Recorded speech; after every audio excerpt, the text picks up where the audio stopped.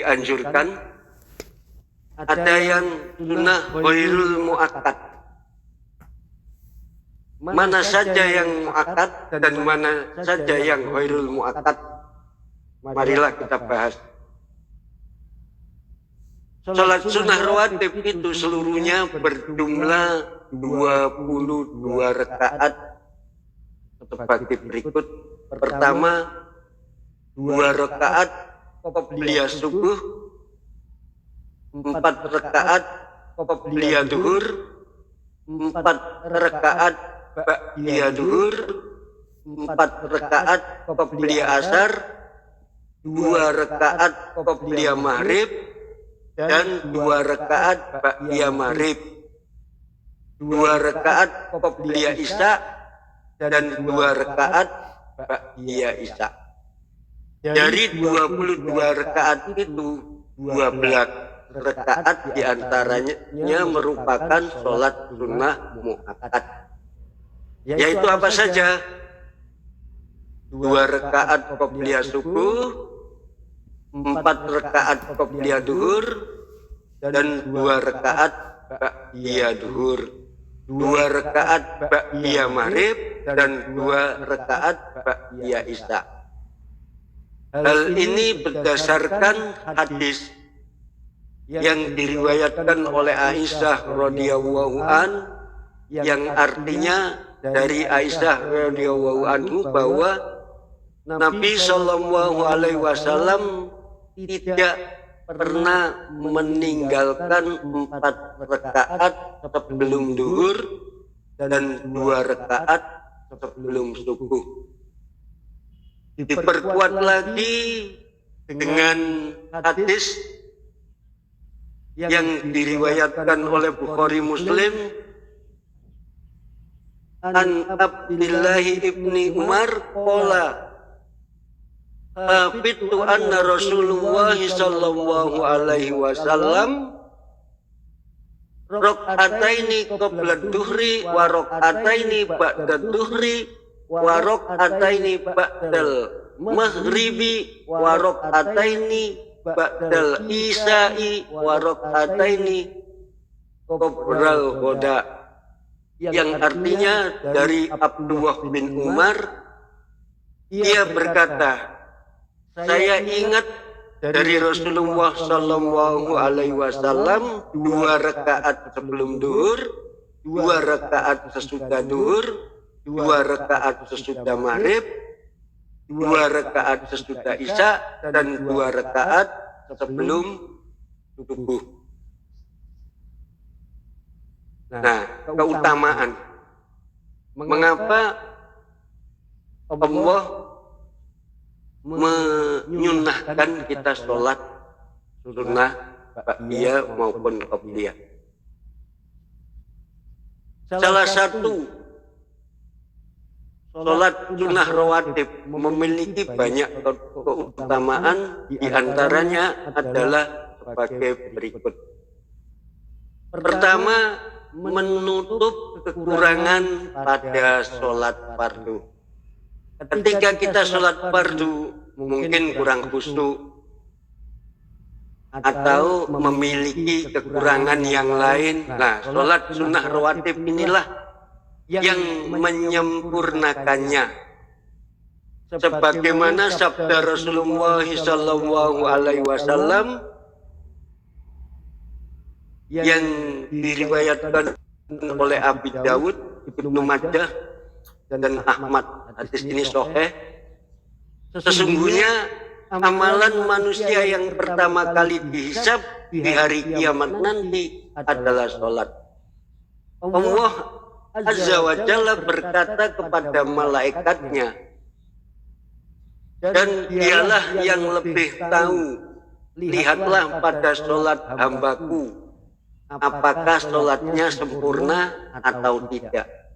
Jika sholatnya sempurna, maka akan dicatat sebagai pahala yang sempurna.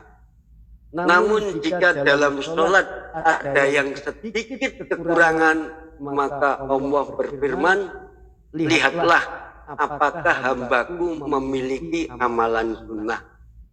Jika ia memiliki amalan sunnah, Allah berfirman, sempurnakanlah kekurangan yang ada pada amalan wajib dengan amalan sunnah. Kemudian amalan lainnya yang akan diperlukan seperti ini. Hadis riwayat Abu Dawud, Ibnu Majah, dan Ahmad. Hadis ini sahih. Keutamaan sholat sunnah rawatib yang kedua adalah menghapus dosa dan mengangkat derajat. Semua sholat sunnah termasuk sholat sunnah rawatib memiliki keutamaan menghapus dosa dan mengangkat derajat. Rasulullah Shallallahu Alaihi Wasallam bersabda, hendaklah engkau memperbanyak sujud atau memperbanyak sholat kepada Allah, karena tidaklah engkau sujud kepada Allah, melainkan Allah akan meninggikan derajatmu dan menghapuskan dosa-dosamu.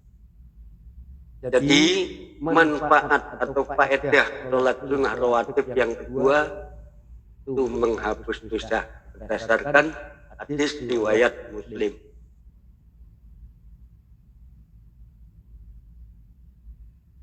Allah membangunkan istana di surga.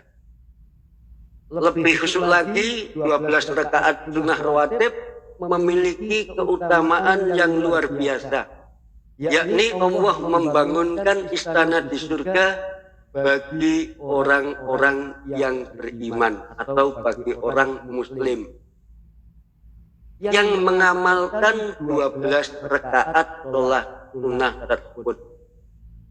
Sebagaimana sabda Rasulullah Sallallahu Alaihi Wasallam, tidaklah seorang muslim mengerjakan sholat sunnah 12 rakaat setiap hari, melainkan Allah membangunkan baginya suatu istana di surga. Masya Allah. Hadis riwayat Muslim. Keutamaan yang keempat, masuk surga. Nah, otomatis kalau dibangunkan istana oleh Allah di surga, otomatis kita masuk ke dalam surga. Nah, bagaimana caranya kita melaksanakan sholat sunnah rawatib tersebut? Jadi sholat sunnah rawatib itu seperti sholat wajib. Yang pertama adalah niat, takbiratul ihram, diikuti dengan doa kita, kemudian membaca Al-Fatihah, lalu membaca surat, dianjurkan membaca surat Al-Kafirun dan lain sebagainya, nanti akan saya kirim di grup WA. Terus ruku dengan tumuknina, i'tidal juga dengan tumuknina, sujud dengan tumuknina, duduk di antara dua sujud dengan tumuknina, kemudian sujud lagi, namanya sujud yang kedua dengan tumuknina, berdiri lagi untuk menunaikan rakaat kedua, dan selanjutnya membaca surat Al-Fatihah, kemudian ruku dengan tumuknina, i'tidal dengan tumuknina, sujud lagi dengan tumuknina, duduk di antara dua sujud dengan tumuknina, kemudian sujud kedua dengan tumuknina, tahiyatul akhir dengan tumuknina, kemudian salam. Kemudian apa niatnya? Nah, kalau sholat subuh ya, dia subuh, usolli sunnatal subhi rokataini qobliyatan lillahi ta'ala. Aku niat sholat sunat qobliyah subuh 2 rakaat karena Allah Ta'ala. Salah satu rukun niatnya. Kira-kira sampai di sini untuk sementara. Mungkin ada pertanyaan, silakan.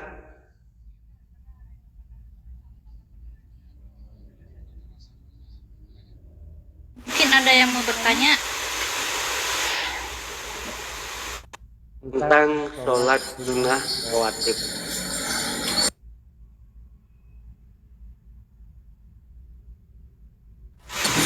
Jadi izin Pak Ustadz, Assalamualaikum. Waalaikumsalam.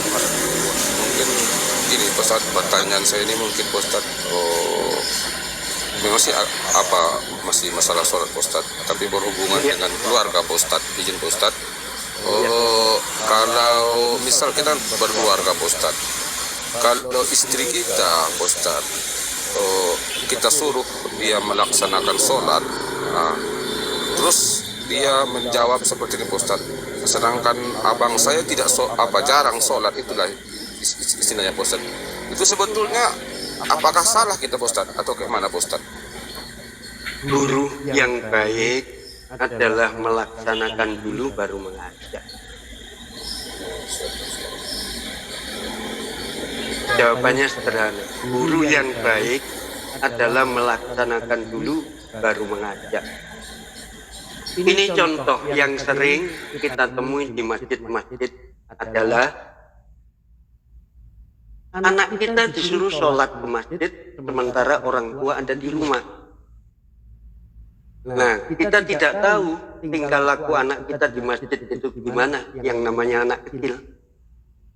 Nah, nanti akan terjadi fitnah. Anaknya siapa ini? Orang sholat kok dia lari-lari dan lain sebagainya. Nah, memang bagus mendidik anak dari dini, ini memang bagus untuk mencintai masjid. Memang bagus. Tapi alangkah lebih baiknya guru yang baik adalah guru yang melaksanakan dulu baru diikuti oleh muridnya. Begitu Ahmad. Terima kasih Pak Ustadz. Jadi gini, ada satu riwayat yaitu kenapa yang kita ulas kembali yang lalu, kenapa Maryam dibikinkan mihrab oleh Imron. Imron adalah bapaknya Maryam.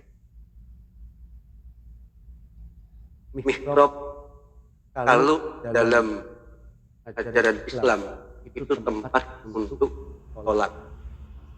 Jadi kalau kita berumah tangga, usahakan seorang suami membikinkan mihrab untuk istrinya, karena itu tanggung jawab seorang suami. Jadi membikinkan tempat sholat yang suci, yang bersih dari najis, untuk apa? Untuk istrinya melaksanakan. Nah, istri melaksanakan sholat di rumah, suami melaksanakan sholat di masjid. Kalau kedua-duanya berdoa, insya Allah rezeki, bala, dan lain sebagainya itu akan dimudahkan, bala akan dijauhkan, dan lain sebagainya. Nah, kadang ini kita ini yaitu tadi memudahkan, dianggap pilih, padahal sudah dicontohkan. Bahkan Imron aja membikinkan anaknya mihrab. Nah, apa yang dilakukan oleh Rasulullah? Rasulullah membikinkan mihrab untuk istrinya. Sementara Rasulullah mengimami di masjid. Begitu pulang, ketuk pintu, assalamualaikum, cium tangan, cium kening. Nah, itulah berkah ada di situ. Baik, barangkali ada sebelum saya lanjutkan.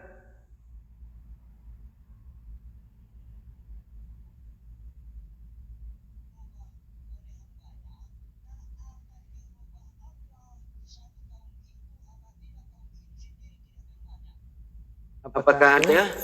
Moderator, coba di handle dulu. Ya, teman-teman, mohon maaf, Ustaz. Teman-teman ada yang mau bertanya, silakan.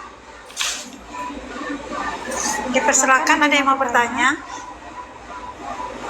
Teman-teman di bawah kalau mau bertanya silakan kirim permintaan naik ya. Atau mungkin ada yang belum dipahami. Rati, ada pertanyaan kah dari YouTube? Dari Twitter, Facebook mungkin? Di saya Ya tambah silakan ya. ya Rati. Oh, belum ada. Silakan Ustaz. Saya tambah ya. Di dalam melaksanakan sholat sunnah rawatib itu tidak didahului dengan adzan dan qomah. Terus dilaksanakan secara munfarid, artinya adalah dilakukan secara sendiri-sendiri, tidak berjamaah. Saya pikir tadi itu ada pertanyaan gitu. Tidak ada pertanyaan sehingga saya ulas. Terus bacaannya tidak dinyaringkan, yaitu sir. Jika lebih dari 2 rakaat, maka setiap 2 rakaat pasti salam. Jadi setiap 2 rakaat salam, berdiri lagi, kita sholat 2 rakaat. Ini contohnya qobliyah duhur. Ini yang sering Rasulullah Shallallahu Alaihi Wasallam lakukan. Seperti hadis yang diriwayatkan oleh Aisyah. Jadi qobliyah duhur itu kita laksanakan 4 rakaat itu. Kita laksanakan 2 rakaat salam, kemudian berdiri lagi 2 rakaat salam. Sebaiknya tempat mengerjakan sholat rawatib pindah sedikit dari tempat mengerjakan sholat fardu.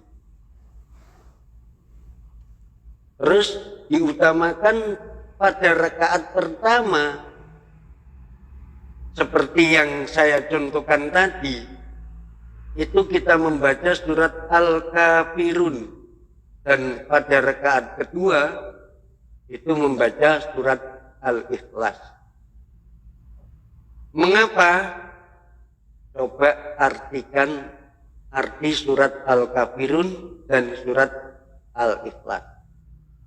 Kemudian diawali dengan niat menurut macam-macam sholat tersebut. Jadi kenapa kok ada niat?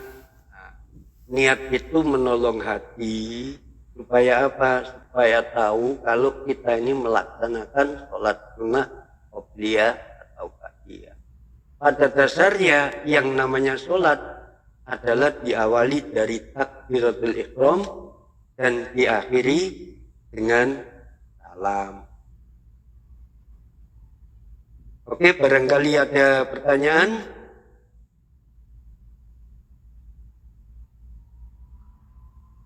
Ini bagus ya, malam ini sinyalnya bagus ya. Iya. Ya teman-teman, apabila ada pertanyaan silakan ya, kita beri kesempatan untuk bertanya. Iya, mungkin ada yang mau bertanya.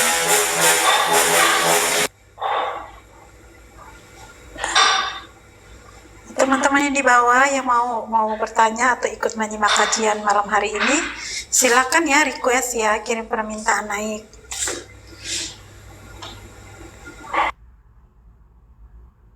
Kalau pelajaran sholat ini saya yakin saudaraku semua mengerti. Dan ada guru yang membimbing. Tapi pada dasarnya saya pribadi tidak guruin. Tapi mari kita belajar sama-sama supaya sholat kita itu as-sholatul mi'rajul mu'minin. Sholat itu mi'rajnya orang-orang yang beriman. Tujuannya apa? Tujuannya adalah supaya kita oleh Allah sebagai Izin Pak Ustadz, seorang maaf yang suaranya agak kecil Pak Ustadz. kecil ya? Suaranya agak kecil Pak, iya. Ah, ini lumayan Pak. Kalau Oke. gini, oke. Sudah. Gak jauh dari mic tadi. Jadi mudah-mudahanlah kita menjadi orang-orang yang muttaqin, yaitu orang yang takwa. Karena apa? Allah menilai hambanya itu dari takwanya, bukan dari berapa banyak uangnya atau berapa banyak penghasilannya, atau miskin, ganteng atau cantik, jelek, tinggi atau pendek, warna kulitnya, Allah tidak menilai itu, dari ketakwaan itu. Nah, gimana caranya kita bertakwa? Yaitu kita, salah satunya kita melaksanakan sholat. Izin Pak Ustadz. Halo, Ya, Ustadz. silakan. Jadi izin Pak Ustadz begini. Masalah sholat subuh Pak Ustadz. Sholat subuh kan kita agak berat ini Pak Ustadz. Karena gimana Pak Ustadz ya kan? Tidur malam gitu Ustadz kan. Sementara Pak Ustadz, pas pagi kita bangun kira-kira jam 6 itu Pak Ustadz, atau gimana cara apanya? Itu batasan waktu kita menentukan habisnya waktu subuh ke mana itu Pak Ustadz? Izin Pak Ustadz. Kalau memang tidak sengaja, itu segera mungkin laksanakan.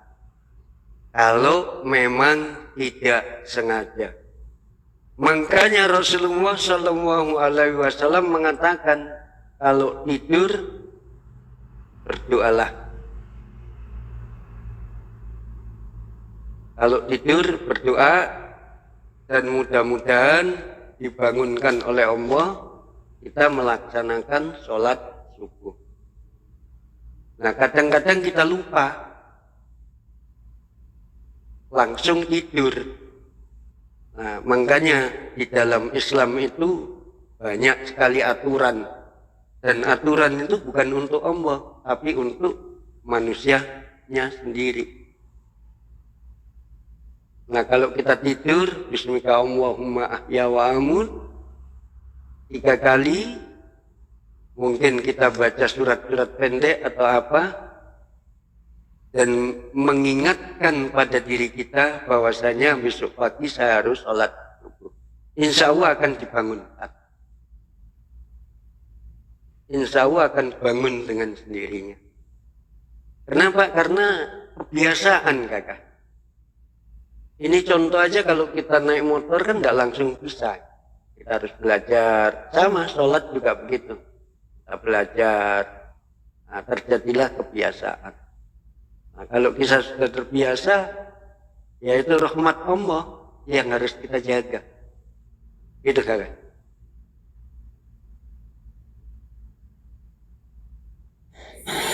Makasih Pak Ustadz, makasih Pak Ustadz. Jadi izin lagi bertanya, bisa Pak Ustadz? Bertanya lagi Pak Ustadz. Silakan. Silakan. Kan kalau sholat sunnah tahajud Pak Ustadz kan, ada pernah saya dengar, kita kalau sholat sunnah tahajud itu harus tidur dulu. Katanya Pak Ustadz, dibilang guru itu baru kita sholat tahajud. Jangan kita menunggu-nunggu, istilahnya jam 2, jam 3 kita nggak tidur katanya. Atau kayak yang kedua Pak Ustadz, itu jam berapanya Pak Ustadz, waktunya yang dibilang itu sholat sunnah tahajud itu Pak Ustadz? Jamnya jam berapa kira-kira itu Pak Ustadz? Yang lebih bagus sholat sunnah tahajud waktunya adalah 1/3 malam. Nah, 1/3 malam itu jam berapa? Itu sekitar ya jam-jam 1 atau jam 12, ya tergantung. Terus memang hadis Rasulullah mengatakan lebih baik tidur dulu. Nah, kalau memang kita tidak bisa tidur dan kepingin cinta sama tahajud, ya tidak apa-apa.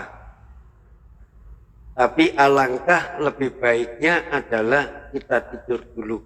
Karena waktu istirahat itu penting. Untuk apa? Untuk aktivitas di pagi hari kita melaksanakan pekerjaan-pekerjaan. Nah, nanti supaya tidak ada alasan gara-gara sholat tahajud, sholat malam, akhirnya kerja kita tidak dilaksanakan. Dan itu salah.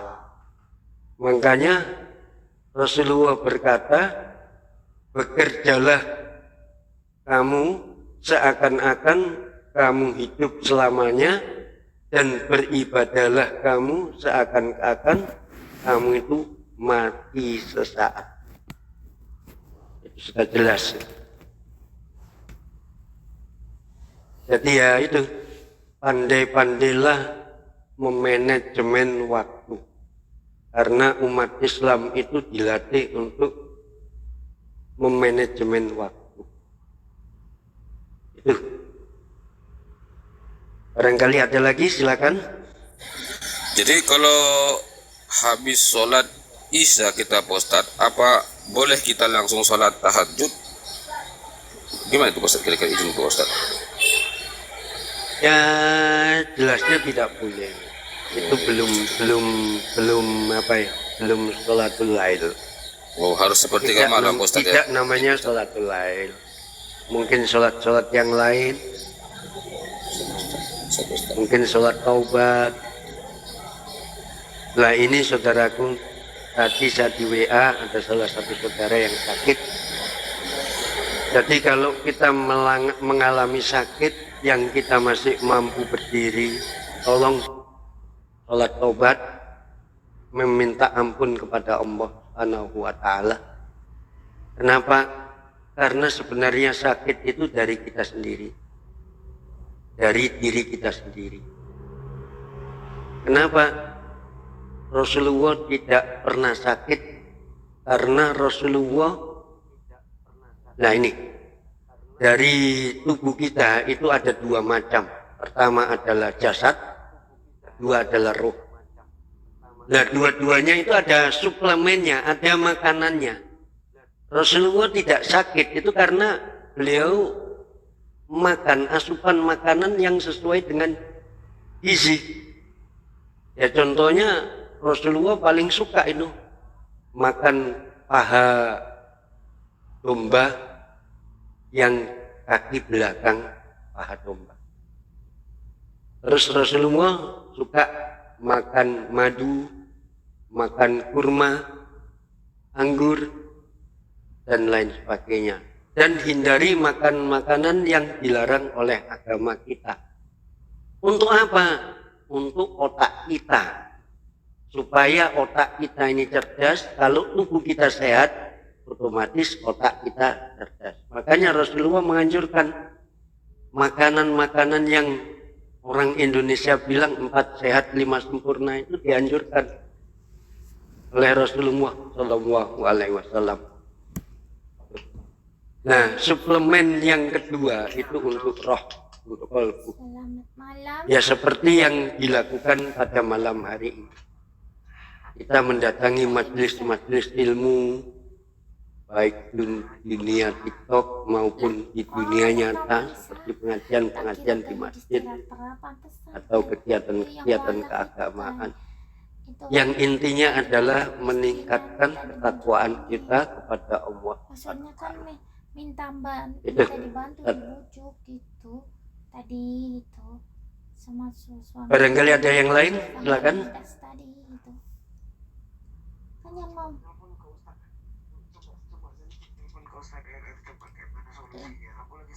Ya teman-teman, ada yang masih mau bertanya lagi? Waktu dan tempat dipersilahkan. Ini ada di bawah di Pabam. Jadi gini Yang Pak saya Ustadz. turun, Pabam. bagikan naik. Jadi gini, Ini Pak Ustadz, ada mungkin pertanyaan karena di bawah. kita capek, kita sudah berupaya, kita sudah berdoa kepada Allah, kita sudah berniat kalau mau tidur bismika Allah, wah yang bismika amut. Tapi ternyata karena kecapean kita sehingga kita terlambat bangun. Lakukanlah waktu itu juga untuk melaksanakan sholat subuh. Kenapa? Karena udurnya apa? Kita terlambat. Yang di maksudnya kan WhatsApp yang ini belum diundang Apanya? di keluarga yang Jadi terakhir. Allah itu mempermudah kita untuk mendekatkan diri kepada Allah. Allah tidak akan mempersulit hambanya. Tapi kalau orang yang berupaya untuk gitu KRR nih. bangun sebelum subuh, itulah sebaik-baik orang yang beriman. Kenapa? Karena di waktu subuh itu waktunya fresh, dan kalau kita bisa laksanakan sholat subuh berjamaah di masjid, itu pahalanya misalkan dikasih tahu di depan imam, itu insya Allah kalau dirupiahkan itu orang akan datang ke masjid berbondong-bondong. Untuk apa? Merebut pahala itu. Makanya Rasulullah berfirman, kalau kepingin membuka pintu rezeki, habis selesai sholat subuh, habis itu kita tunggu sholat fajar, kita laksanakan sholat duha, usahakan 1-2 rupiah, mungkin 1.000 atau 2.000, kita bersedekah. Taruh di masjid boleh, bersedekah langsung kepada orang yang membutuhkan boleh. Tujuannya apa? Allah akan membuka pintu rezeki kita. Itu hadisnya. Jadi kalau saudaraku kepingin rezeki kita bagus dan lain sebagainya, upayakan sholat subuh berjamaah. Habis itu kita menunggu waktu duha, kita sholat duha. Habis itu kita laksanakan sedekah. Tidak usah banyak-banyak, sesuai dengan kemampuan kita. Mungkin ada ya anaknya orang yang tidak mampu mau berangkat sekolah. Adik, ini ada 2.000. Itulah yang membuka pintu rezeki kita. Ada lagi?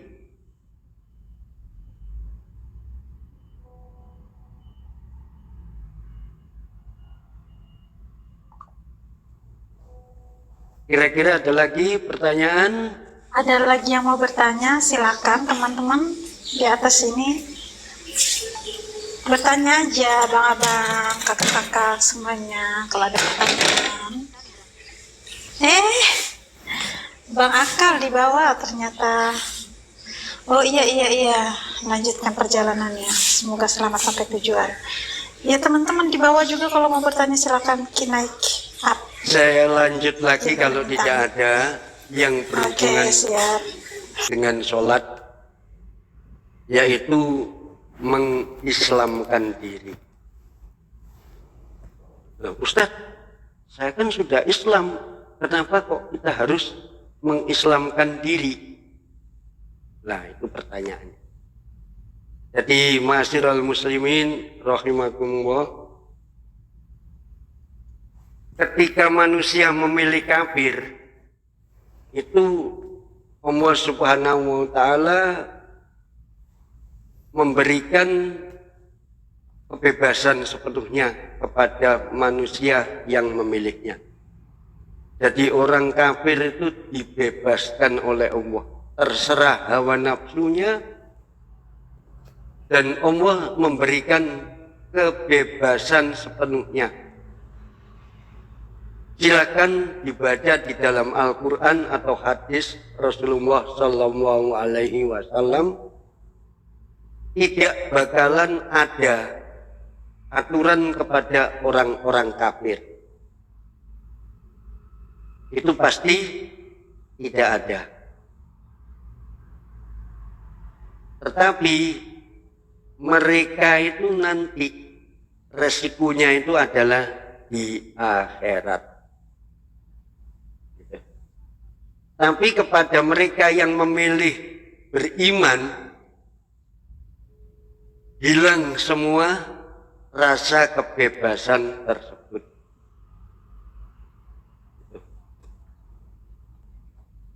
Dia tunduk, atau dalam istilah Islam, Islam artinya aslamah, yaitu berserah diri.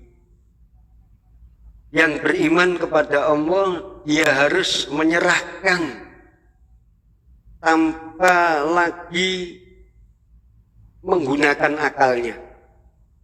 Jadi kalau orang yang beriman itu apabila diperintahkan Allah, apabila dilarang oleh Allah Subhanahu wa ta'ala, itu sami'na wa atokna, tanpa bertanya apa tujuannya, apa larangannya. Tapi jangan khawatir, Allah Subhanahu wa ta'ala akan memberitahu kamu. Misalkan contohnya, kenapa umat Islam dari mulai nabi-nabi dia terdahulu sampai sekarang dilarang makan babi. Nah, dalam 18 abad kemudian Allah memberikan pengetahuan kepada kita, ternyata di dalam daging babi itu terjadi banyak kemudorotannya. Jadi seorang mukmin haruslah siap untuk mengislamkan dirinya secara penuh dan secara utuh, secara kafah. Maka kepada orang yang memilih beriman kepada Allah Subhanahu wa ta'ala, Allah Subhanahu wa ta'ala berfirman dalam kitab suci Al-Quran di surat Al-Baqarah ayat 108 sampai dengan 109. Ya ayyuhalladzina amanu khulu bisilmi kaffah wala tattabi'u khutuwatis syaiton innahu lakum aduwwum mubin. Fa in zalaltum min ba'di ma ja'akum bayyinatun fa'lamu anna Allaha azizun hakim. Yang artinya, hai orang-orang yang beriman, masuklah kalian ke dalam Islam secara apa? Secara kafah, yaitu keseluruhan. Jangan setengah-setengah. Dan janganlah kalian turuti langkah-langkah setan. Sesungguhnya setan itu musuh yang nyata bagi kalian. Tetapi jika kalian tergelincir dari jalan Allah, sesungguhnya datang kepada kalian bukti-bukti kebenaran. Maka katakanlah bahwasanya Allah itu maha perkasa lagi maha bijaksana. Kalau kalian memilih beriman kepada Allah Subhanahu wa ta'ala, masuklah ke dalam Islam secara kafah, secara utuh, mengislamkan dirinya setiap detik. Baik dalam hubungan hablum minallah wa hablum minannas. Itulah sebabnya Allah Subhanahu wa ta'ala menurunkan 6.666 ayat dalam Al-Quran dan sekitar 5.000 lebih hadis Rasulullah SAW. Kenapa harus Allah menurunkan 6.666 Al-Quran? Yaitu untuk petunjuk bagi orang-orang yang bertakwa. Di dalam surat Al-Baqarah itu dikatakan bahwasanya Al-Quran itu adalah petunjuk bagi orang-orang yang bertakwa. Jadi yang namanya muttaqin itu bukan sekedar sholat, saum, zakat, atau haji saja. Jadi seluruh kehidupan kita per detik, mulai dari bangun tidur sampai tidur kembali, itu menurut apa yang dilakukan oleh Rasulullah Sallallahu Alaihi Wasallam. Itulah yang dinamakan mengislamkan diri itu. Jadi saudaraku semua, marilah kita belajar, kita mulai buka lagi hadis-hadis Rasulullah, bagaimana cara Rasulullah makan, bagaimana cara Rasulullah bermasyarakat. Marilah kita ikuti apa yang Rasulullah ajarkan. Kenapa? Supaya kembali lagi, supaya sholat kita itu terimplementasi di dalam kehidupan sehari-hari. Dan ada ini kemarin subuh kalau nggak salah, ada pertanyaan dari jamaah. Ustaz, saya ini sudah rajin sholat, tapi saya selalu maksiat terus. Jawabannya adalah perbaikilah sholatmu. Itu kata kiai saya. Perbaikilah sholatmu. Kamu harus mengerti sholat dan kamu harus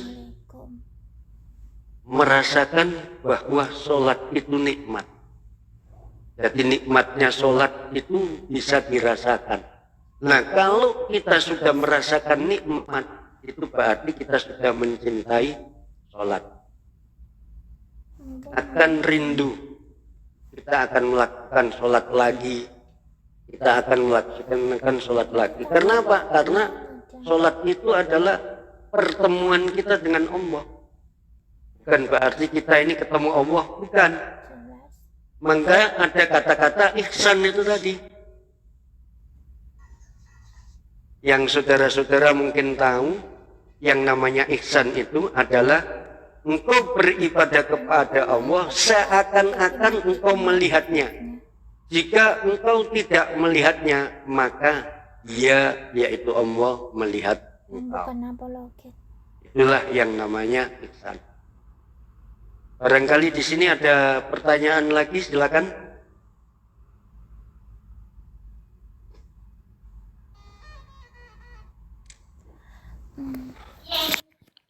Disapa dulu itu Bang Apologet itu.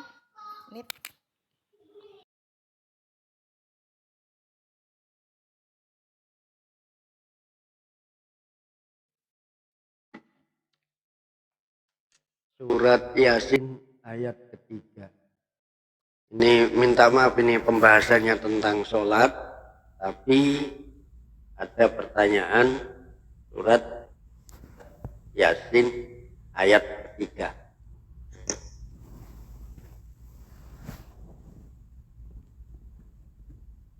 Yasin wal Qur'anil Hakim innaka laminal mursalin. Itu kan? Nah, terus apa yang dipertanyakan?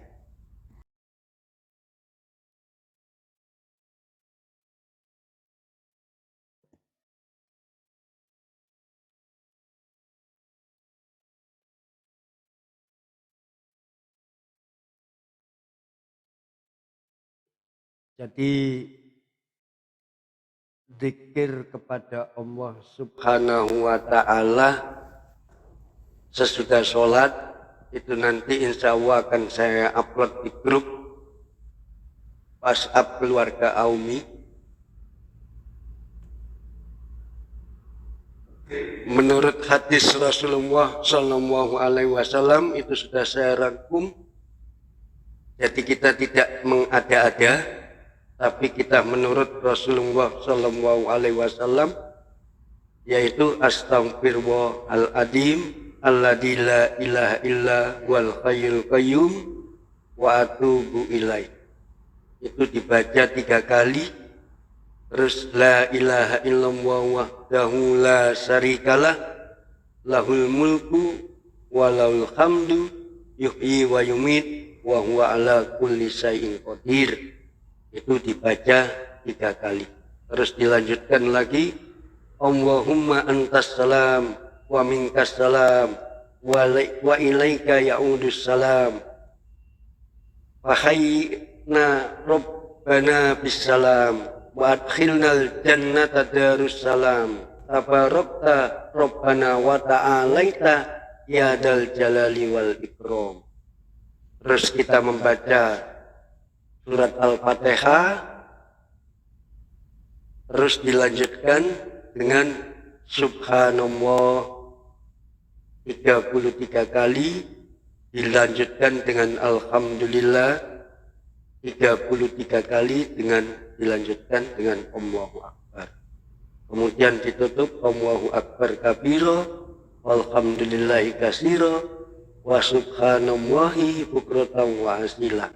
La ilaha illallah wahda la syarikalah, lahul mulku wa lahul hamdu yuhyi wa yumit, wa huwa ala kulli syai'in qadir. Wala haula wala quwata illa billahil aliyil azim. Baru kita berdoa kepada Allah. Jadi pada dasarnya kenapa kok dianjurkan untuk berzikir?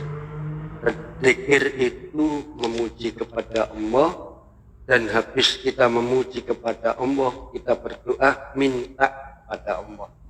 Ini secara logika. Kalau kita sebagai orang tua, anak kita marah-marah, "Bapak, kasih saya uang." Kira-kira orang tua langsung kasih uang tidak?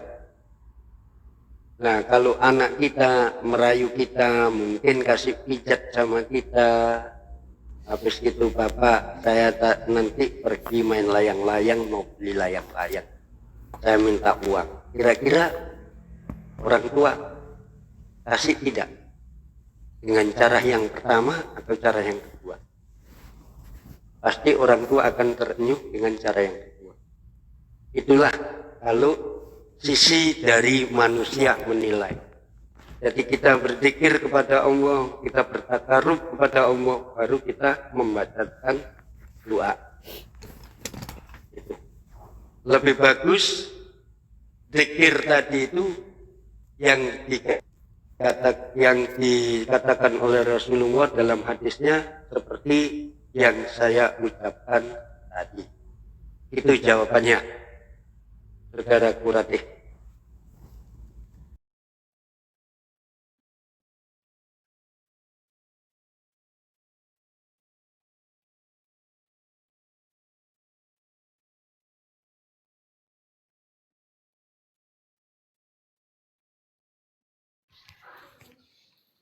Ini Ustadz, kalau misalnya kita tambah apa itu setelah tadi Allahumma antas salam wa minkas salam wa ilaika ya'udus salam fahayyana rabbana bisalam wa adkhilal jannata darussalam tabarakta rabbana wa ta'alaita ya zal jalali wal ikram.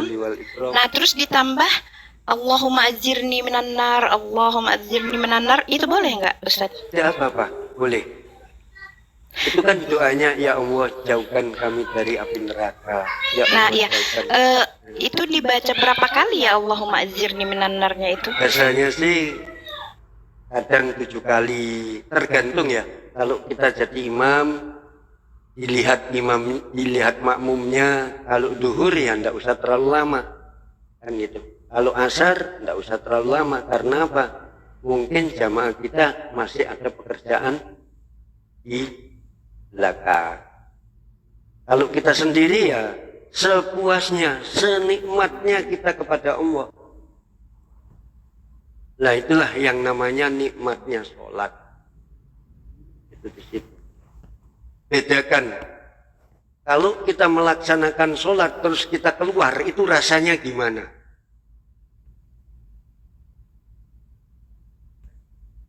Jadi tidak apa-apa, saudariku. Ditambah enggak apa-apa, tergantung. Iya baik. Itu apa itu termasuk wirid atau doa biasa itu, Ustadz? Itu kan zikir. Zikir setelah sholat. Sholat, ya. Jadi yang saya katakan tadi, kita meminta sesama manusia aja, itu kita harus merayu. Kan gitu. Itu secara pikiran manusia. Jadi kita berzikir kepada Allah. Kenapa kok berzikir? Ya mungkin sholat kita tidak khusyuk lagi sehingga ditolong oleh kegiatan-kegiatan berzikir tadi. Yang lebih utama yaitu sholat sunnah fardu itu tadi. Untuk menolong sholat kita mungkin kurang khusyuk atau kurang apa, makanya ditolong oleh sholat sunnah rawatib. Ustadz, istighfar tadi itu Astaghfirullahaladzim allazi la ilaha illa huwal hayyul qayyum wa atubu ilaihi la haula wala quwwata illa billahil aliyyil azim. Sampai di situ aja ya berarti Ustadz ya. Terus astagfirullahaladzim. Terus nanti akan saya upload di grup keluarga Aumi di WhatsApp. Kalau sudah selesai jadi tuntunan sholat, baik sholat wajib maupun sholat sunnah, nanti akan saya upload di grup, baik bacaannya yang sesuai dengan hadis Rasulullah Sallallahu Alaihi Wasallam. Siapa sih yang tidak kepingin sholat kita, kepingin sholat yang seperti dilakukan oleh Rasulullah, meskipun kita tidak hidup sezaman dengan Rasulullah Sallallahu Alaihi Wasallam. Dari mana dasarnya? Yaitu dari hadis yang riwayatnya tidak cacat. Ya saudaraku. Ustadz, kalau kita berzikir misalnya itu setelah sholat itu kalau 33 kali saja itu membaca zikirnya nggak apa-apa kan Ustadz? Tidak apa-apa, meskipun 5 kali aja nggak apa-apa. Oh, iya. Tergantung apa ya. Kadang kita ada kesibukan yang lain dan gitu ya.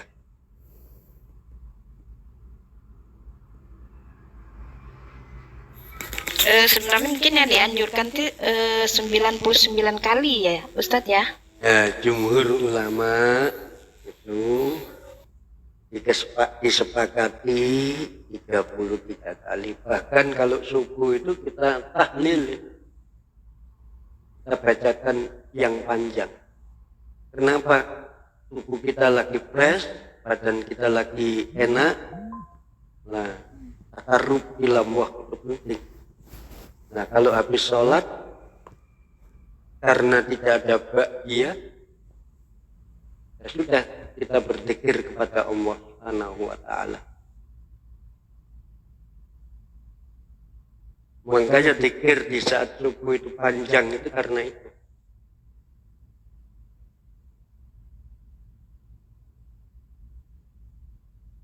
Ada lagi yang ditanyakan? Izin Pak Ustadz. Assalamualaikum Pak Ustadz. Waalaikumsalam, silakan. Ini Pak Ustadz, ya mungkin kemarin pas Pak Ustadz menerangkan masalah sholat nggak hadir kemarin Pak Ustadz kan. Jadi ingin saya tanyakan ini Pak Ustadz. Kalau misalnya kita poskan sholat zuhur lah misalnya Pak Ustadz kan, kita terlambat gitu Pak Ustadz kan, terlambat. Dan pada saat itu posisi imam sudah dalam keadaan sujud. Ini posisi kita gimana Pak Ustadz? Kita mengikuti sujud tersebut atau kita menunggu kembali imam naik lagi? Dan apakah itu Pak Ustadz, itu kalau kita ikuti sujud langsung, apakah itu sudah dihitung itu Pak Ustadz 1 rakaat atau gimana Pak Ustadz? Yang begini ya Pak Ustadz. Ya, saya sudah mengerti apa yang ditanyakan. Jadi gini, boleh kita menunggu sampai sempurna rakaat berikutnya, dan dianjurkan kita langsung mengikuti. Jadi kita takbiratul ihram, Allahu Akbar, tanpa doa kita langsung. Misalkan imam ruku, ya kita ikut ruku, imam sujud, ya tetap kita ikut sujud. Apakah itu dinilai 1 rakaat? Ya otomatis tidak. Tetap namanya masbuk. Oh, Jadi nanti selesai imam salam dilanjutkan kekurangan kita berapa rakaat. Itu saudaraku. oh berarti belum dihitung 1 rakaat Pak Ustadz ya? Itu Pak Ustadz ya? Iya. Meskipun ruku. Nah, kalau sujud kan jauh itu. Meskipun ruku. Nah, itu termasuk dihitung masbuk. Jadi kita takbir Allahu Akbar baru mengikuti kegiatan imam. Tapi tidak diikuti. Tujuannya adalah supaya kita terjaga oleh godaan setan. Kalau kita tengangah, orang Kupang bilang tengangah saja kan tidak baik. Langsung mengikuti gerakan imam. Makasih Pak Ustadz. Ya, Jadi Pak Ustadz, barangkali ada yang setelah itu, lagi. gini Pak Ustadz, itu posisi kita kan ada itu Pak Ustadz, ada saya perhatikan orang melipat tangan itu di atas di atas pusar kan gitu Pak Ustadz, kan ada di dada. Itu posisinya itu gimana ya, yang istilahnya yang apa Pak Ustadz, yang betul Pak Ustadz? Jadi gini, pandai-pandailah melihat riwayat hadis. Dan hadis itu dikatakan sholatnya Rasulullah yang paling gagah, yang paling sempurna adalah Rasulullah pada usia antara 45 sampai dengan 60 tahun. Jadi kenapa ada orang yang takbiratul ihram itu tangannya agak miring sedikit?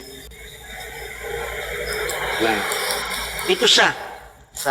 Kenapa? Karena pada waktu itu ada ulama dari luar datang ke Mekah pada waktu Rasulullah masih di Mekah, melihat Rasulullah, atau datang ke Madinah melihat Rasulullah sholat, dan pada waktu Rasulullah sholat itu dalam keadaan sakit.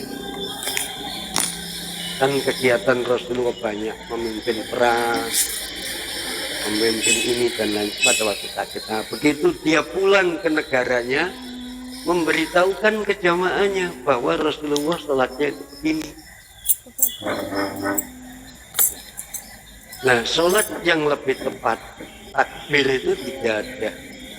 Jadi apa ya, 1 jengkal di atas besar kira-kira.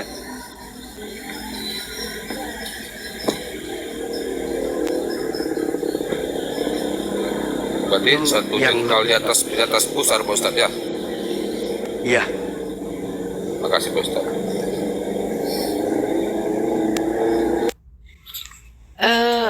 Ustadz ini kalau misalnya nih kita berimam bermakmum ya dengan sesama perempuan gitu Ustadz.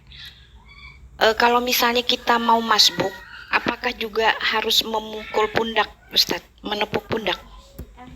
Jadi gini, menepuk pundak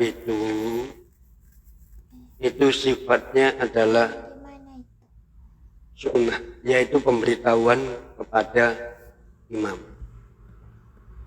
Jadi misalkan ada orang sholat terus kita tepuk pundaknya, tujuannya apa? Kalau orang tersebut melaksanakan sholat dan betul-betul khusyuk, itu kalau tidak dikasih peringatan, itu insya Allah tidak akan dengar. Kemudian kenapa kok ditepuk? Itu ada hadisnya. Jadi Rasulullah bersabda, apabila ada seorang melaksanakan sholat, kemudian Anda masbuk di belakangnya, maka tepuklah pundaknya. Kenapa? Kalau mereka melaksanakan sholat maghrib, supaya imam menjaharkan bacaannya. Jadi bacaannya itu supaya dikeraskan. Maghrib, isya, subuh, itu kan bacaan-bacaannya kan dijaharkan, supaya imam menjaharkan. dan supaya imam tahu kalau di belakang itu ada makmum. Itu saudaraku.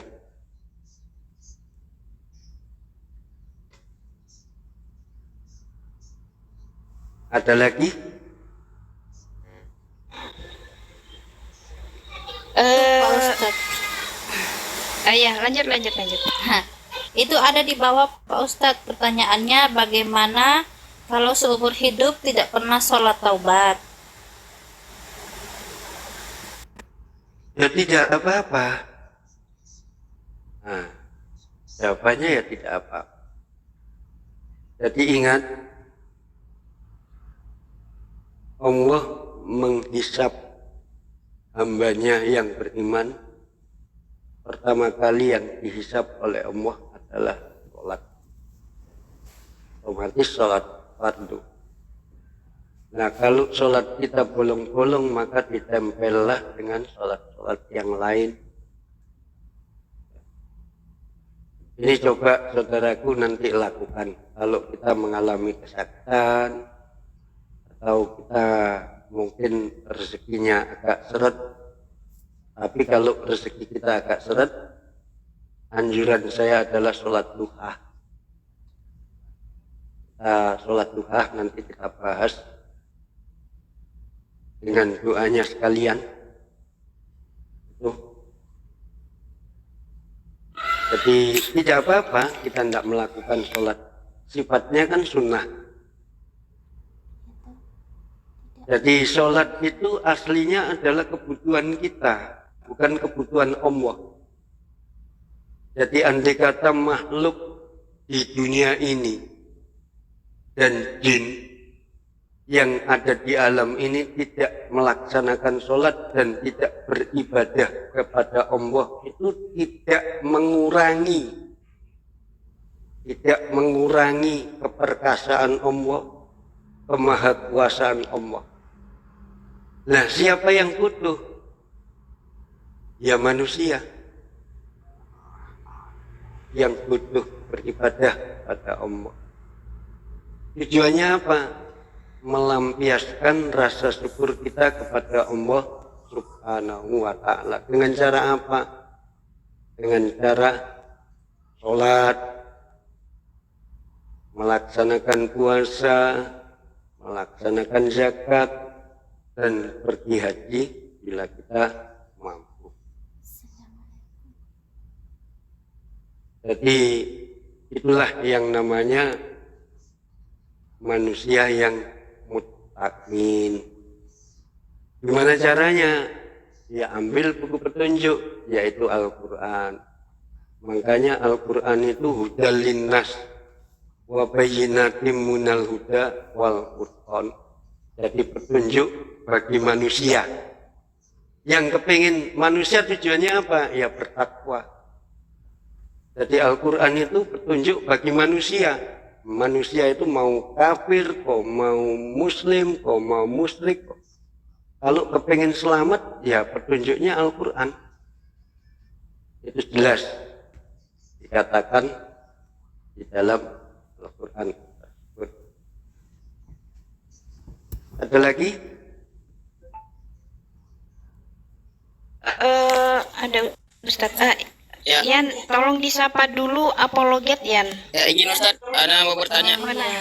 Iya, silakan. Silakan Bang. Ya, bismillahirrahmanirrahim. Assalamualaikum warahmatullahi wabarakatuh. Waalaikumsalam warahmatullahi wabarakatuh. Salam. Izin bertanya Ustaz, mengenai sholat yang kita tinggalkan, apa boleh diqada Ustaz? Kalau boleh, gimana tata caranya Ustaz? Begini, Terima kasih Ustaz. sholat qadha itu aturannya adalah habis kita melaksanakan sholat.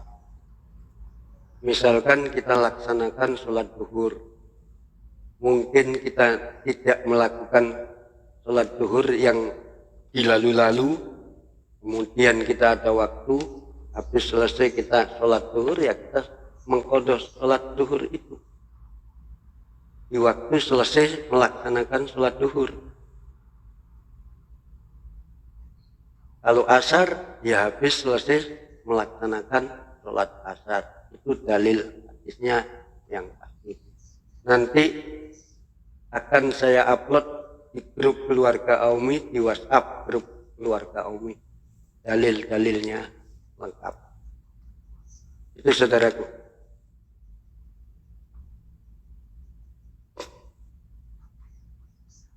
Kira-kira gimana?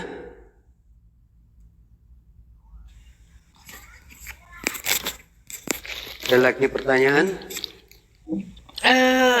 Ustadz, udah Bang Apologet, udah ada yang mau ditanyakan lagi Bang? Ya, alhamdulillah atas penjelasannya bertambah ilmu saya. Terima kasih kepada Ustaz. Ya, Barakallah. terima kasih. Sering-sering mampir di keluarga Aumi.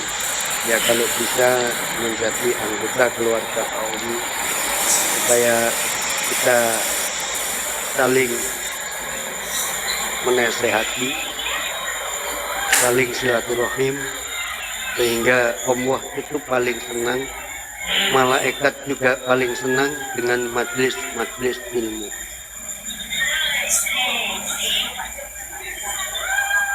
Ada lagi barangkali yang ditanyakan tentang Jadi sholat? izin Pak Ustadz. Oh, silakan Ya, siapa ya? silakan. Jadi izin Pak Ustadz. Silakan Bang. Agak lucu-lucu pertanyaan ke Pak Ustadz. Cuma agak lain menurut tengok Pak Ustadz kan. Kalau ada orang sholat Pak Ustadz, apa namanya itu? Matanya itu, mata kita itu kayak mana sebetulnya Pak Ustadz? Soalnya ada saya perhatikan orang sholat, matanya sidahnya ke sana kemari kan gitu Pak Ustadz. Apakah kita sholat itu Pak Ustadz harus fokus mata kita ke sajadah, atau apakah boleh juga mata kita itu ke sana kemari gitu Pak Ustadz? Izin Pak Ustadz. Jadi gini, mata kita melihat ke sajadah, kecuali di saat kita tahiyat itu melihat ke jari kita. Oh ya Pak Ustadz. Kenapa ke sajadah? Itu petunjuk dari Allah melalui Rasulullah. Kalau jawaban akal supaya konsentrasi kita menuju di satu titik. Kadang godaan setan itu ada anak kecil yang lalu lalang kiri kanan, akhirnya kita konsentrasi kita tidak bagus.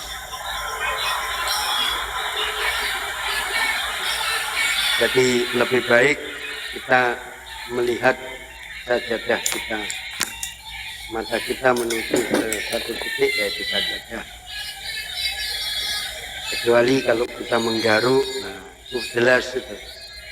Dan cara menggaruk pun harus 2 kali saja, 2 kali garukan. Kalau gatal lagi gimana Pak Ustadz? Ya lakukan garukan lagi, tapi sifatnya harus 2 kali garukan.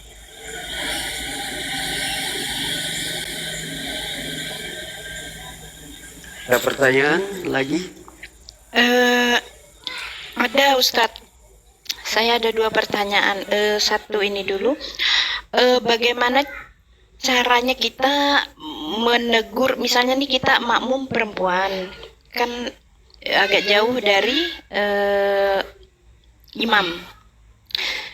Ketika kita tahu imam salah membaca, bagaimana cara kita menegurnya, Ustadz? Biasanya yang dilakukan untuk makmum perempuan itu menepukkan tangan. Ya, tidak seperti tepuk pramuka ya. Tepuk tangan. Ustadz, kurang kenceng suaranya, Ustadz. Gimana? 1 2. Ya, udah. Jadi kita kalau perempuan tepuk tangan. Kalau laki-laki subhanallah, mengucapkan subhanallah. Kalau perempuan tepuk tangan. Ya, tidak seperti yang saya katakan tadi, seperti tepuk pramuka. Ya. Berarti tepuk tangannya sekali aja gitu ya, Ustadz? Ya, 1 kali, 2 kali. Yang penting makmum.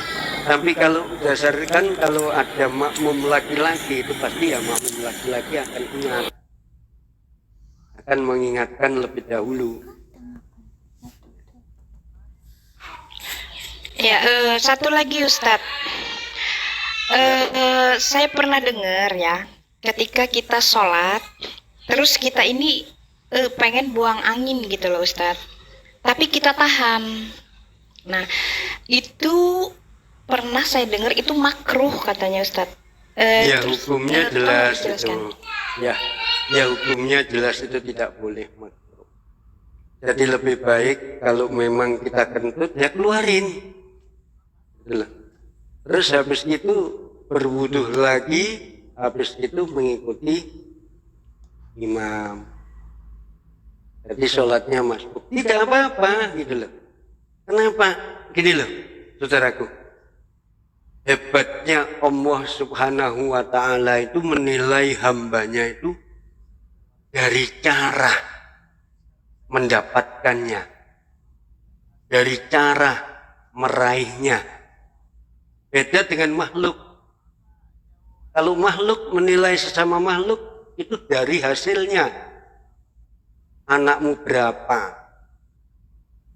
Rumahmu bagaimana? Mobilmu gimana? Itu makhluk menilai sesama makhluk.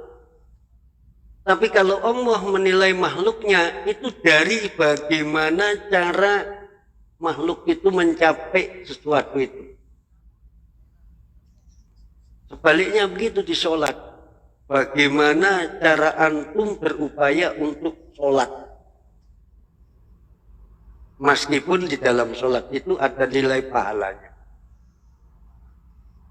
Itu kan ya apa ya, asbab buang angin kalau kita tahan menurut hukum kesehatan tidak bagus. Ya lebih baik keluarkan, habis itu kita ambil air wudhu lagi, baru kita sholat masbuk mengikuti imam. Kenapa? Ya itu tadi, konsentrasi sudah tidak ada. Misalkan mau kentut di rakaat pertama, padahal sholat isya rakaat 4 rakaat, tahan terus. Akhirnya apa? Yang dibilang as-sholatul mi'rajil mu'minin itu hilang. Kenapa? Karena kita nahan kentut itu tadi. Lebih baik dibatalkan, ambil air wudhu lagi, habis itu kita melaksanakan sholat mengikuti imam.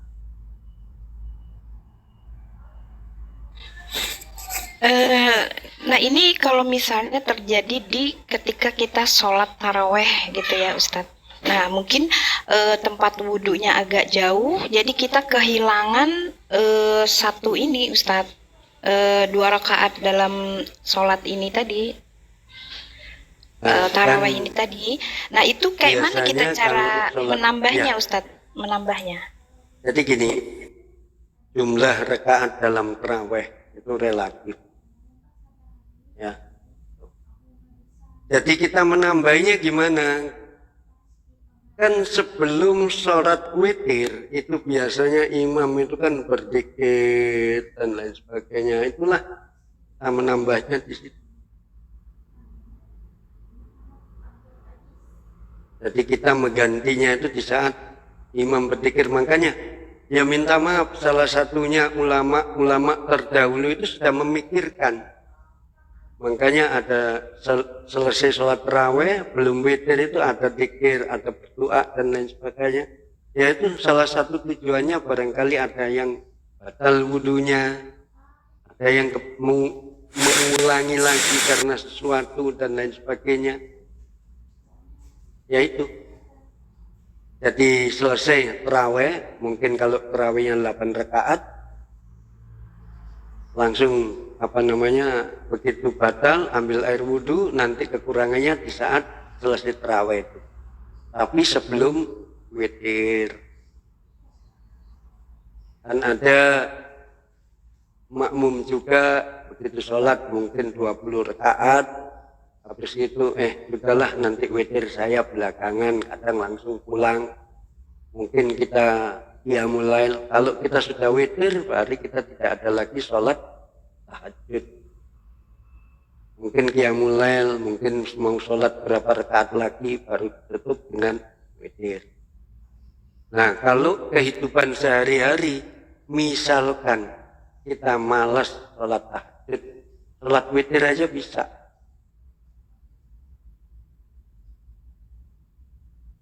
Jadi izin juga Pak Ustadz, menyambung juga sih dari apa bunda yang di atas. Gini Pak Ustadz kan, terkadang gini Pak Ustadz, misalnya entah kita, entah kawan kita di sebelah kita kan kita sholat berjamaah ini. Pada saat kita menahan, istilahnya tidak bisa menahan atau orang lain menahan, tiba-tiba dia keluar angin Pak Ustadz. Jadi mohon maaf Pak Ustadz, baunya itu kan mengganggu kekhusyuan kita sholat Pak Ustadz. Itu apakah juga membatalkan sholat kita atau bagaimana Pak Ustadz? Ya jelas inilah. Ya makanya kalau kita kentut itu kan ada aturan. Makanya Islam itu luar biasa. Kita diatur dari mulai bangun tidur sampai tidur. Ya otomatis mundur dulu baru dilepaskan udaranya. Supaya apa? Supaya tidak mengganggu konten. Nah kalau terlanjur kebablasan gimana? Yaitu rezeki tetangga. Jadi kita Pak Ustadz yang mencium baunya itu Pak Ustadz karena mengganggu kekhusyuan sholat kita, apakah kita juga harus berwudhu lagi Pak Ustadz atau bagaimana Pak Ustadz? Ya jelas kalau yang yang kita yang kentut ya otomatis kita yang berbuat. Ya, misalnya Pak Ustadz, kalau orang lain yang semasa tadi Pak Ustadz kan izin Ya kita tidak orang lain Pak wudhu, Ustadz kan. kita tidak wudhu. iya, Pak Ustadz. Kenapa? Karena kalau keluar dari tubuh kita yaitu berupa angin ya kita wudhu. Makasih Pak Ustadz, makasih Pak Ustadz. Supaya tidak mengganggu tetangga kiri kanan, ditahan sedikit, mundur ke belakang, baru lepaskan semaunya. Nah, supaya apa? Tidak mengganggu aktivitas saudara kita yang lain.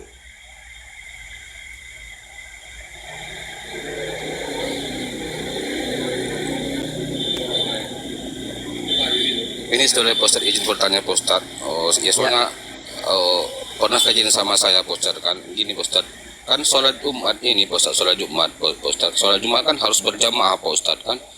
Jadi misalnya Pak Ustadz, kemarin itu kan saya terlambat Pak Ustadz 1 rakaat berhubung karena masih di jalan Pak Ustadz sampai di masjid kan saya tertinggal 1 rakaat. Apakah saya itu masih boleh melanjutkan rakaat break up gimana menjelaskannya? Harus dilakukan itu namanya masbuk.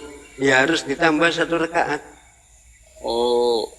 Nggak apa-apa itu Pak Ustadz gitu Pak Ustadz ya kalau Ya, kita apa-apa. ya, Pak Ustadz. Tapi gini, Terima kasih, Pak Ustadz. mengapa sholat Jumat itu 2 rakaat? Karena 2 rakaatnya itu dipakai untuk khutbah Jumat. Salah satu alasan mengapa sholat Jumat 2 rakaat karena 2 rakaatnya itu dipakai untuk khutbah Jumat.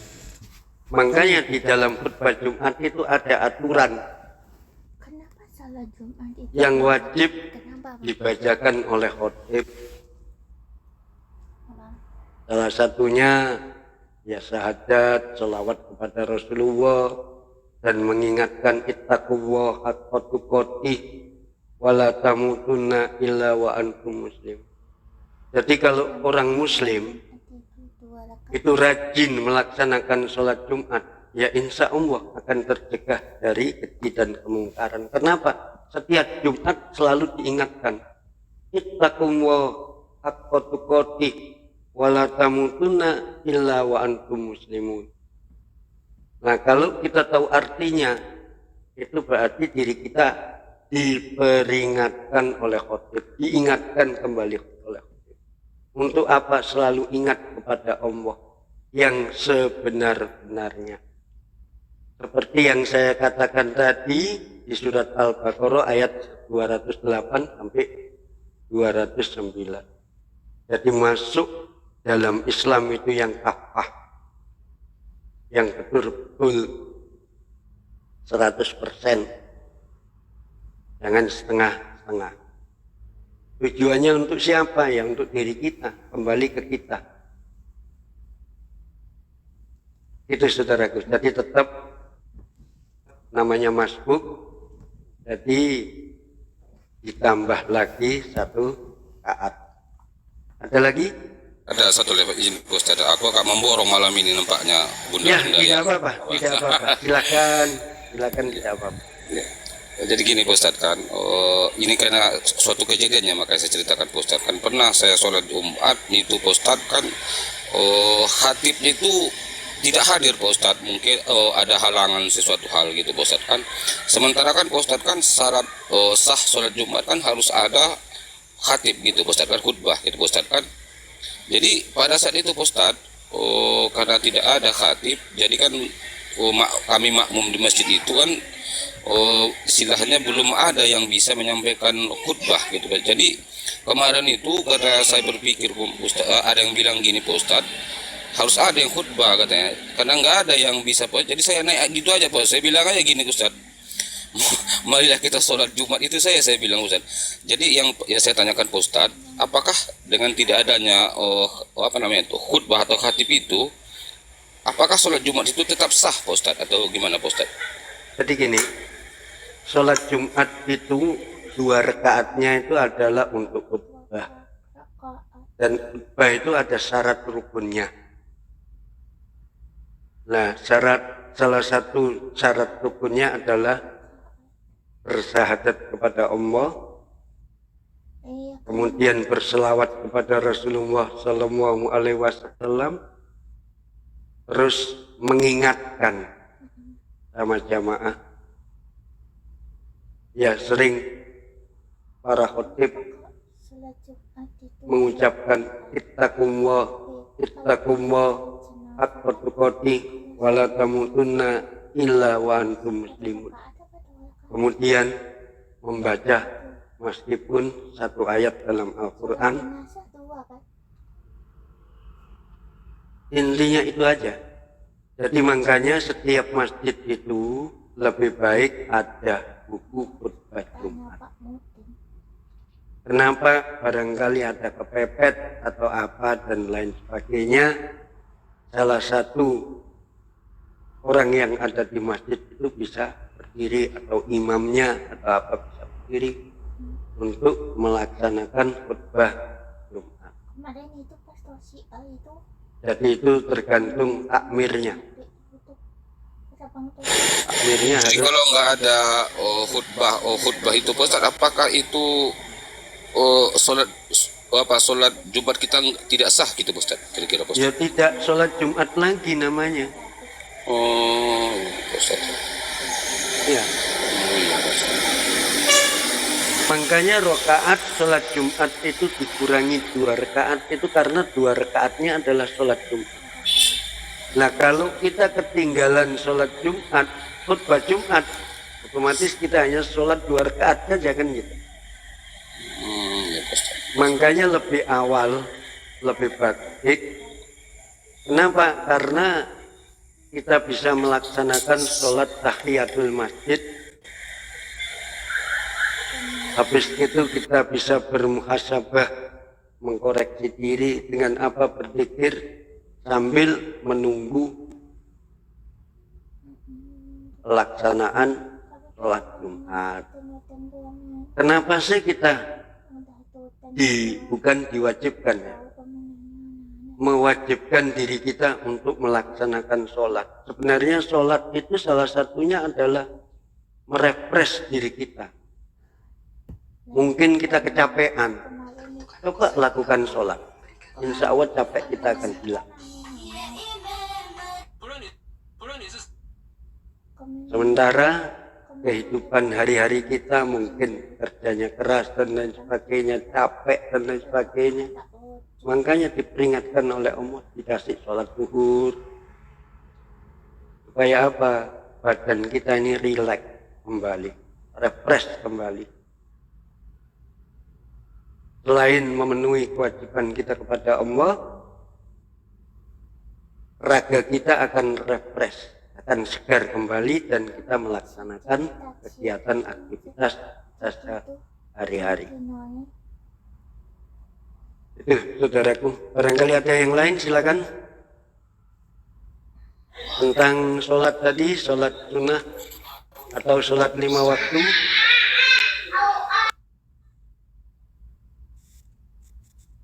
Sholat tadi, sholat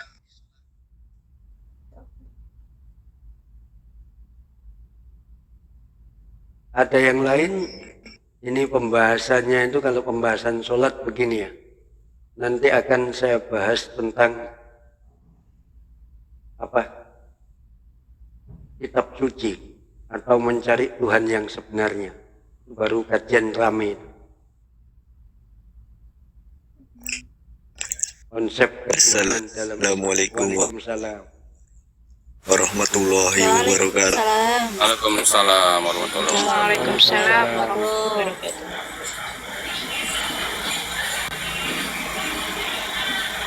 Ya, mungkin ada yang masih mau bertanya. Bang Adi mungkin. Ustadz, kalau di sholat Jumat tapi lupa itu ada membaca apa sih namanya itu Ustadz? Ma'asiral ya Ustadz namanya ya. Ma'asirul muslimin itu kan perkataan Ini awal. yang ini Ustadz, bukan yang apa itu ya? Innallaha wa bukan. Innallaha wa malaikatahu yusholluna 'alan nabi. Ya ayyuhalladzina amanu shallu 'alaihi wa sallimu taslima. Nah, itunya nggak ada, itu kayak mana Ustadz? Sah nggak itu sholat Jumatnya Ustadz? Ya tidak apa-apa. Jadi itu kan termasuk ya itu tadi, dalam bahasa Indonesia kan, marilah kita tingkatkan takwaan kita kepada Allah Subhanahu wa taala, gitulah. Terus berselawat kan, innallaha wa malaikatahu yusholluna 'alan nabi, sesungguhnya Allah dan malaikatnya itu berselawat kepada Rasulullah sallallahu alaihi wasallam. Itu kan mengingatkan. Jadi khotib mengingatkan bahwasanya marilah kita berselawat kepada Rasulullah sallallahu alaihi wasallam. Makanya inti sholat Jumat tadi pertama adalah kita bersyahadat kepada Allah, terus kita berselawat kepada Rasulullah sallallahu alaihi wasallam, dan mengingatkan ittaqullah haqqa tuqatih wala tamutunna illa wa antum muslimun. Jadi hai orang-orang yang beriman, marilah kita bertakwa kepada Allah dengan sebenar-benar takwa. Itu sama. Terus ditambah lagi kita membacakan ayat suci Al-Quran, dikuatkan oleh hadis, tutup, selesai. Nah, biasanya para ulama yang terdahulu itu sudah membukukan satu panduan, yaitu khutbah Jumat. Ma'asirul muslimin wa jum'atul mu'minina rahimakumullah, ru'yan Abi Hurairah radhiyallahu an. Biasanya begitu. Pada dasarnya adalah Assalamualaikum warahmatullahi wabarakatuh. Waalaikumsalam. Warahmatullahi wabarakatuh. Waalaikumsalam warahmatullahi wabarakatuh. Jadi ada lagi?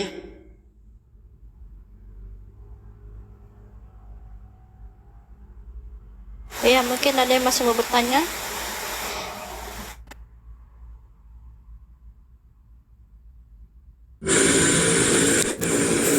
Ya, ini saya mau nanya Ustaz. Ya, silakan. Assalamualaikum warahmatullahi wabarakatuh semua. Waalaikumsalam. Ya, Ini karena Warahmatullahi wabarakatuh. saya kan orangnya ini Ustaz, suka jalan jauh Ustaz. Ini persoalan jamaah sholat Ustaz. Ini kadang saya kalau sholat duhur biasa langsung saya jamaah sampai azhar maghrib Ustaz. Itu gimana hukum itu Ustaz? Sah atau gimana itu Ustaz? sah. Karena kalau kita memenuhi syarat tentang musafir, ya sah. Kenapa? Karena diri kita takut akan sholat kita tidak bisa kita laksanakan. Ya diperbolehkan sholat jama' atau sholat qashar, silahkan. Nah, jangan perjalanan kita hanya 1 jam, kita jama' atau kita qashar, itu yang tidak bagus. Nah, perjalanan kita, apakah yang kita takutkan kan gini, apakah sholat kita kalau sudah nyampe di suatu daerah itu, sholat kita ketinggalan. Nah, kalau kita ragu, lakukanlah sholat seperti seorang musafir, yaitu bisa dijama' dan bisa di qashar.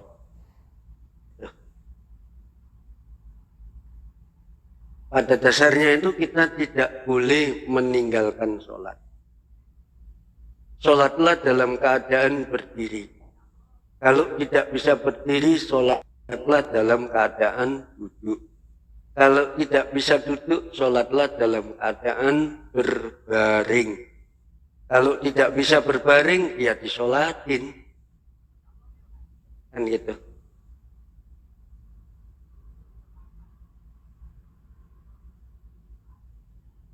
Jadi sebenarnya tidak ada alasan untuk kita meninggalkan sholat.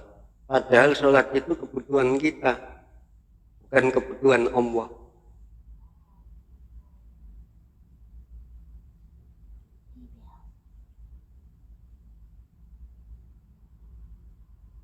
Ada pertanyaan? Silakan.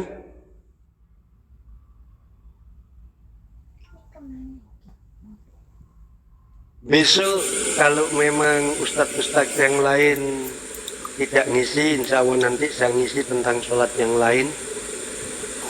Mungkin sholat jenazah, tapi nanti saya selipin dengan materi-materi tentang konsep ketuhanan dalam Islam. Nah, ini rame nih. Ini nanti Oten akan datang nih. Pastinya itu.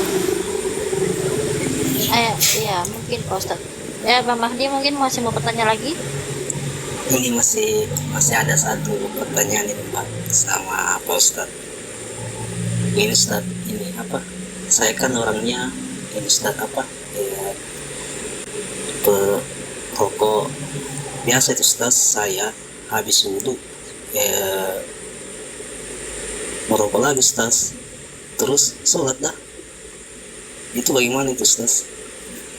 Lebih bagus wudhu. Merokok setelah sholat. Jadi wudhu lagi. Jadi Allah itu suka sama orang-orang yang bersih. Orang-orang yang bersih dari hadas kecil, hadas besar. Allah itu suka orang yang membersihkan dirinya. Mengapa Allah menciptakan neraka? Ya untuk menyucikan hambanya. Hambanya banyak dosa sehingga disucikan dulu baru dimasukkan surga. Jadi surga itu tempatnya orang-orang yang suci, orang-orang yang bersih. Jadi adab dalam sholat habis merokok atau habis minum, memang minum itu ya ada salah satu hadis yang mengatakan boleh kita tidak berwudu, tapi alangkah lebih baiknya kita melaksanakan wudu kembali. Jadi intinya itu gini loh, kita berikan yang terbaik untuk Allah. Insya Allah Allah akan memberikan yang terbaik untuk kita. Ya contohnya lah, kalau kita ketemu bupati, pakaian kita mungkin malam setrika. Kalau perempuan itu mungkin rambutnya sudah disisir, sepatu, semir mengkilat. Itu padahal ketemu sama makhluk. Nah ini kita mau ketemu yang menciptakan langit dan bumi. Nah pertanyaannya gimana sikap kita? Kan begitu saudaraku.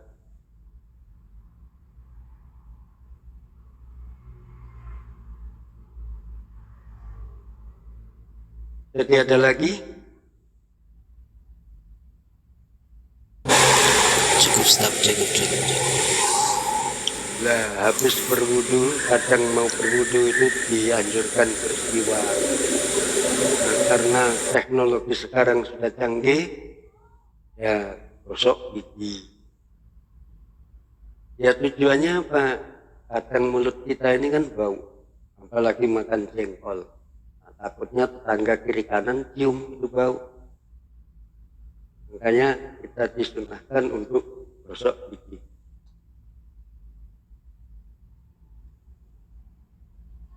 Ada yang lain?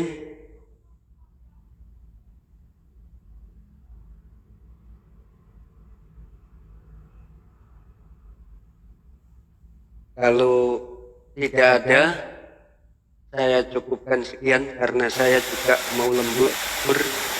Ada kegiatan yang saya harus laksanakan di rumah, lembur. Oh iya, baik Bulan Pak Ustadz. ikan saya datang, terus saya harus bikin, harus produksi. Jadi minta maaf, tidak bisa menemani antum terlalu lama. Mestinya itu tadi sore itu rencananya janjian, makanya saya omong sama Master Bam, Pak Ketua. Pak Ketua, sepertinya saya tidak bisa mengisi kajian malam ini karena saya ada janjian diskusi lintas agama offline. Insya Allah nanti saya akan shooting untuk diskusi lintas agama itu. Tapi ternyata sore itu saya dapat telepon lagi membatalkan. Ya Alhamdulillah akhirnya ketemu antum semua di dalam majlis yang luar biasa ini. Oh iya.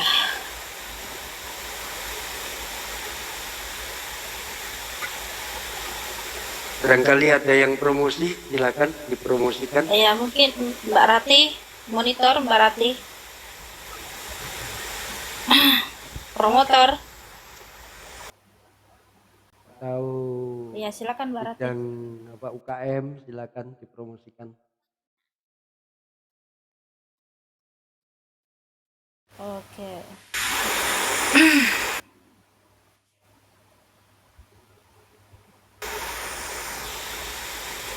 Iya, mungkin yang mau bergabung dengan Aumi ya bisa hubungi ketua kita nanti Bang Wangsa atau saya. Jadi nanti tinggal DM saja, nanti kita arahkan bagaimana caranya mendaftar di Aumi ya. Aumi ini sudah terdiri dari badan hukum dan sudah punya YouTube, Facebook, Instagram, dan Twitter ya. Jadi ini sudah resmi di bawah naungan hukum Indonesia. Jadi yang mau bergabung dengan Aumi silahkan DM saya atau dengan Bang Wangsa, beliau ketua Aumi umum, atau mungkin dengan Kak Rati juga bisa, dengan Pak Bang juga bisa ya. Ya, akhiri dari kita semua ini, wabillahi taufiq wal hidayah. Wassalamualaikum warahmatullahi wabarakatuh. Waalaikumsalam. Baca doa dulu, Yani. Nita, dulu, Nita ya. ini barangkali Ya mungkin Kak Nita ada mungkin. informasi tentang UKM, silakan. Ya, Nita Indi, Kanita monitor. Aduh lupa aku baca doa apa ya. Lupa aku host.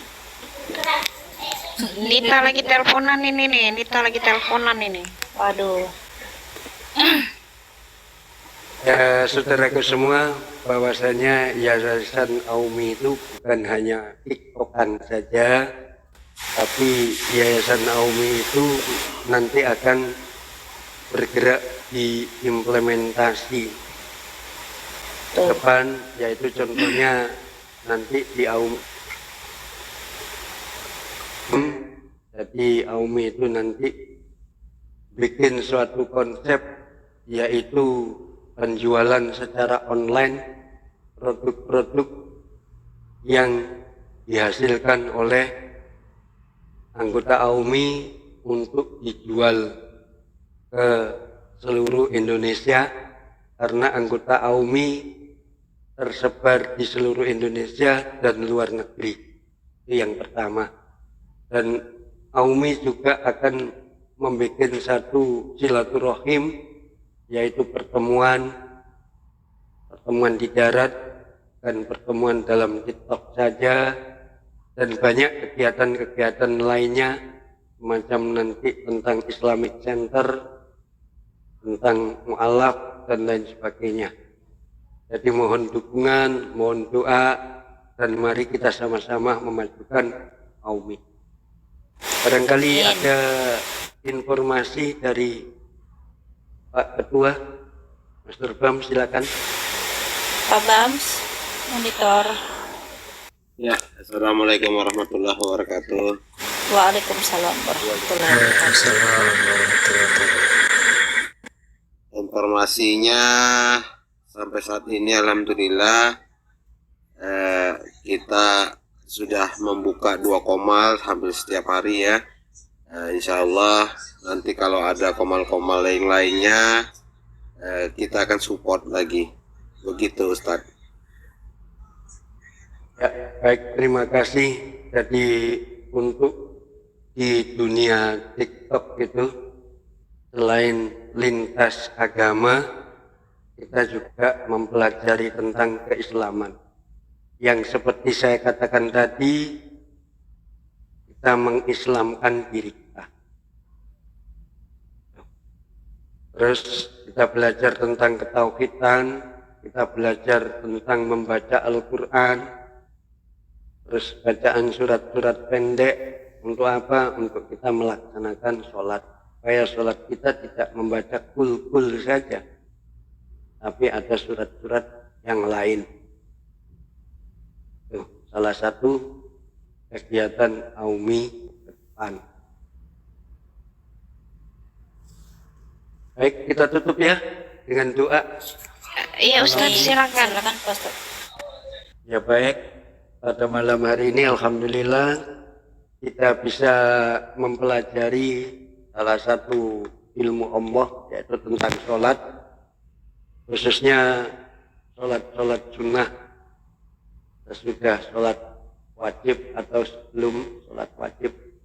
Mudah-mudahan apa yang kita pelajari ini bermanfaat bagi diri kita, saudara kita, keluarga kita, anak istri kita, dan bermanfaat bagi orang lain. A'udzu billahi minasyaitonir rajim. Bismillahirrahmanirrahim. Astaghfirullahaladzim, astaghfirullahaladzim, astaghfirullahaladzim, alladzi la ilaha illa huwal hayyul qayyum wa atubu ilaih. Kita doa selamat ya. Allahumma inna nas'aluka salamata fid dini wad dunya wal akhirah. Amin. Wa afiyatan fil jasadi wa ziyadatan fil ilmi wa barakatan fil rizqi wa barakatan fil rizqi wa barakatan fil rizqi ya Allah. Wa taubatan qablal maut wa rahmatan indal maut wa maghfiratan ba'dal maut. Allahumma hawwin alaina fi sakaratil maut wan najata minan nar wal afwa indal hisab. Rabbi firli wali walidayya warhamhuma kama rabbayani shaghira. Rabbi firli wali walidayya warhamhuma kama rabbayani shaghira. Rabbi firli wali walidayya warhamhuma kama rabbayani shaghira. Rabbana innana sami'na munadiyan ayyunadi lil iman an aminu bi rabbikum fa amanna. Rabbana faghfir lana dzunubana wa kaffir anna sayyi'atina wa tawaffana ma'al abrar. Rabbana wa atina ma wa'adana ala rusulika wa la tuhzina yaumal qiyamah innaka la tukhliful mi'ad. Rabbana atina fid dunya hasanah wa fil akhirati hasanah wa qina adzabannar walhamdulillahi rabbil alamin. Al-Fatihah. A'udzu billahi